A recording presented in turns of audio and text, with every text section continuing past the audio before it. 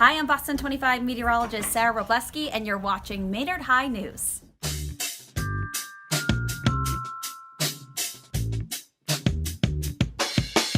Good afternoon. Hello there, fellow Maynardian. And this is MHN News. Welcome back to MHN.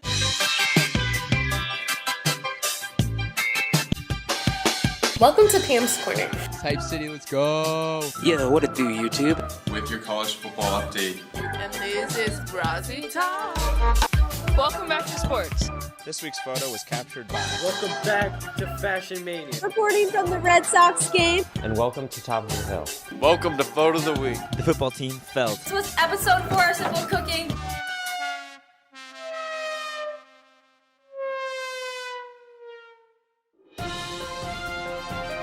Welcome to a special edition of MHN. I'm Tom. And I'm Molly.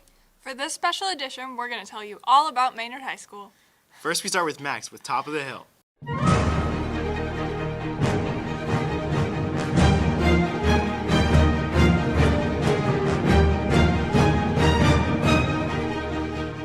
Hello, and welcome to a special Top of the Hill report highlighting education in my hometown, Maynard, Massachusetts. I'm not only your host, Max Ludwig, but a proud senior here at Maynard High School. This institution of education, newly built to accommodate 21st century learning, is one of the best options for Maynard students, offering many options such as 10 AP courses, over 300 VHS courses, along with up-and-coming programs like computer science and communications, which just received its Chapter 74 vocational license. For more on the vocational communications program, I sat down with Principal Charles Karajanis and Program Director John Ogden. Mr. Karajanis, how will the newly instated vocational program improve Maynard High School, and what opportunities does this unique program provide to Maynard students? Well, I think what the new WAVM vocational program will add, Max, is a real hands-on component to education in a field that many students are interested in.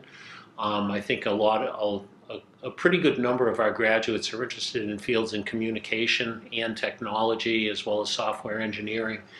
And I think people may have the impression that TV and radio involves a camera and the person who stands in front of the camera, when in fact now it's largely a software and hardware endeavor.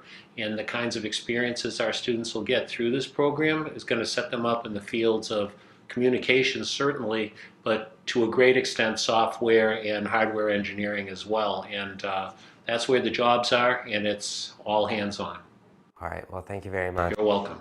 And Mr. Ogden, how will the addition of the vocational communications program benefit incoming students? This new vocational program will benefit students by allowing them to become certified television and radio specialists. If you had to hire an electrician or a carpenter, what would you rather have? Would you rather have any Joe off the street or a certified carpenter and a certified electrician?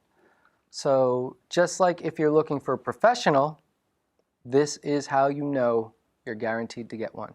And what will this program do to help students in Maynard who are possibly considering this as a career path? This program will basically give them an idea of whether or not this is something they want to do for the rest of their life.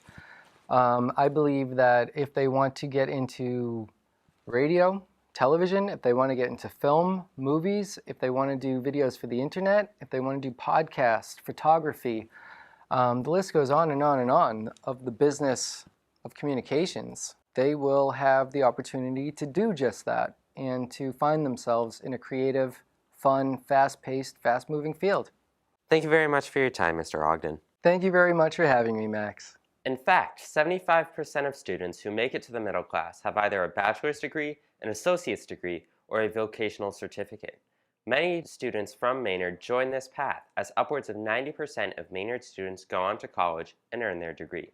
Going to college is certainly hard, but as Student Body President Emmeline Weeks can attest, the Maynard environment enables students to flourish in their search for college or career paths when planning their futures. Emmeline, as a student in Maynard, with college and graduation right around the corner, how has Maynard High School prepared you for the world to come? Hi Max, thank you for having me again here today. So the college application process is a very exciting time, yet it can be quite daunting. Maynard High School's guidance department has helped me and my classmates the best that they can.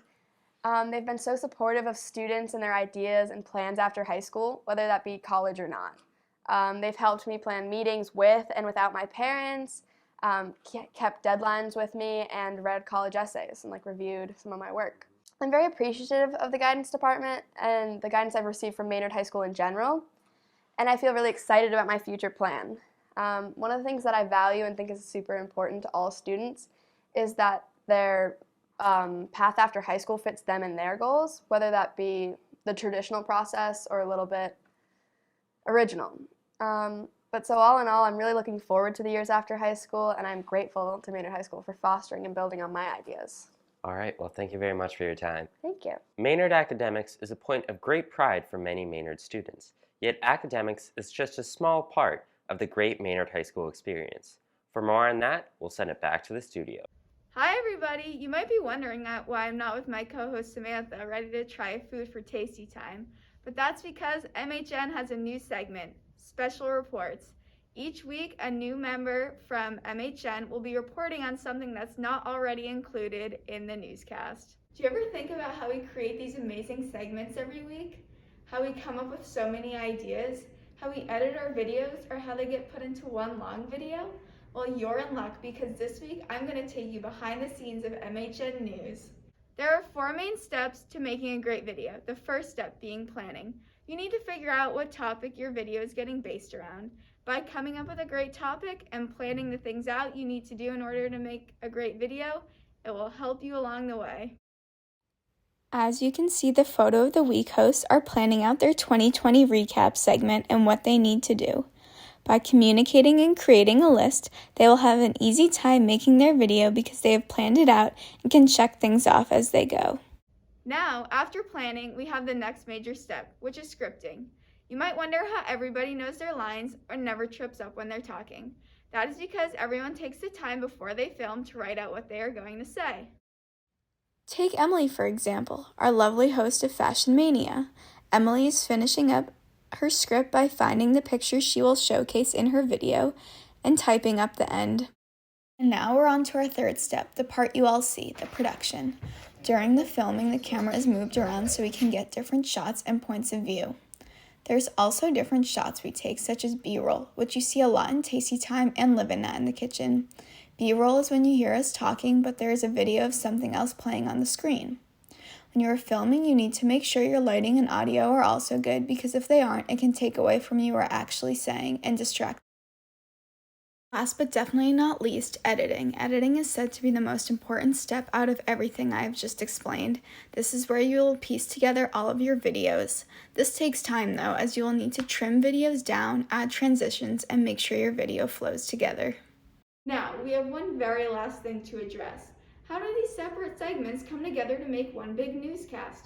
Well, I'm gonna let you know. Our very own Mrs. Fulham is the one who puts it all together, and we are gonna go have a chat with her now. Hey, rolling. Hi, how are you? I'm doing great, Caroline. How are you? I'm good. Thank you for taking the time to let me interview you. So, how do you feel this year of MHN is going compared to the other seasons? This season of MHN is different from any other season because of the COVID-19 restrictions. That being said, the season is also the same as other seasons in that we have a great group of students who are bringing a wide variety of information and entertainment to their audience. So, what are your hopes and goals for the rest of the year with this newscast? I hope that with this newscast we continue to perfect our craft here of bringing that information and entertainment to our audience, of learning different journalistic styles and different ways of conveying that information. And one last question, are you satisfied with how MHN 6 is turning out? I could not be happier with how MHN 6 is turning out. It's been such a great ride with people developing new segments, people taking segments that have been on in previous years and putting their own twist on it, and really shining this year. And I think that it speaks a lot for the students who are in our program. Well, now you know all the details into this amazing and fun newscast. I hope you enjoyed this week's segment of Special Reports, and next week make sure to tune in to find out what Charlie is going to report on.